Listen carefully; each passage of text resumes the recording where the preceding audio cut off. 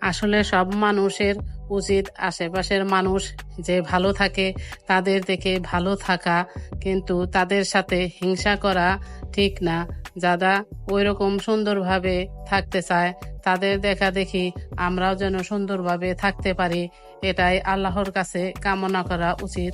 মানুষের সাথে হিংসা করে প্রতিহিংসার জন্ম দেওয়া ঠিক নয়। আসসালামু আলাইকুম। আশা করি আপনারা সবাই ভালো আছেন। আমরাও আল্লাহর রহমতে ভালো আছি। এই তো আমাদের এই গ্রামের বাড়িটা একটুকা পরিষ্কার করতেছি। যত্ন করলে রত্ন মিলে। আমার অনেক শখের বাড়ি, গ্রামের বাড়ি। আমি একটু একটু করে তিল তিল করে আপনাদের মাঝে সুন্দর করে গড়ে তোলার চেষ্টা করতেছি। আমার এই পরিশ্রমটা যার ভালো লাগে লাইক কমেন্ট শেয়ার করে দিবেন। দেশ ও দেশের বাইরে থেকে যারা দেখতেছেন ভুলে গেছেন একটি লাইক দিতে, প্লিজ একটি লাইক দিয়ে দিবেন। আমি একটি লাইক আমার এই ভিডিওটি অনেক দূর এগিয়ে নিয়ে যাবে, আরো সৌন্দর্য করার উৎসাহ দিবে।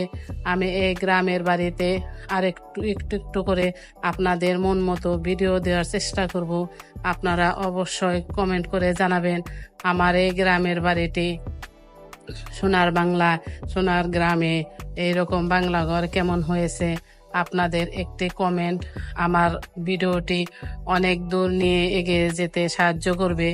আপনাদের কাছে আমি আরো সুন্দর সুন্দর ভিডিও। আল্লাহ হাফেজ।